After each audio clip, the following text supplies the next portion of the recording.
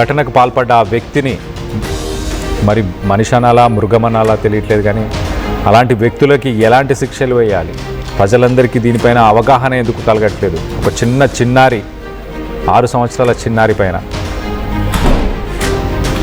దీనికి సంబంధించి మీరేమనుకుంటున్నారు? మీ అభిప్రాయాలను కింద కామెంట్ రూపంలో తెలియపరచండి. ఒక హారబుల్ ఇన్సిడెంట్, ఒక ట్రాజడీ ఇన్సిడెంట్ అని చెప్పొచ్చు. అలాంటి ఒక ఇన్సిడెంట్ హైదరాబాద్లోని నార్సింగి పరిసర ప్రాంతాల్లో చోటు చేసుకుంది.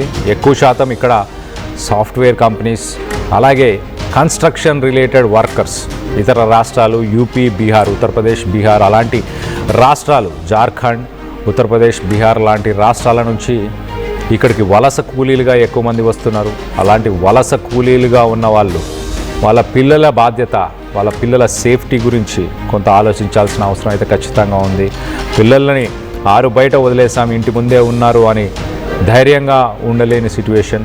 అలాంటి క్రూర మృగాలనాలా, ఈ మనిషిని ఏమనాలో తెలియదు, కానీ అలాంటి వ్యక్తులను ఏం చేయాలి?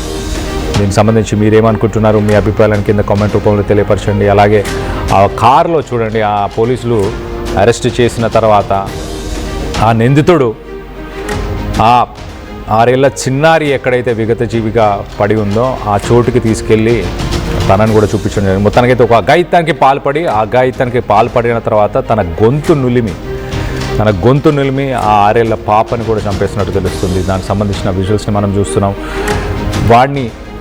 వాడెవడు, ఏంటి, ఎందుకు ఇలాంటి చర్యలకు పాల్పడ్డాడు, వాడిని బహిరంగంగా శిక్షించాలి. అలాంటి శిక్ష ఇంకొకరికి అలాంటి ఆలోచన కూడా కలిగించకూడదు. అలాంటి శిక్ష కనుక వేస్తే బాగుంటుందని ఆలోచిస్తున్నాను. దీనికి సంబంధించి మీరేమనుకుంటున్నారు? మీ అభిప్రాయాలను కింద కామెంట్ రూపంలో తెలియపరచండి.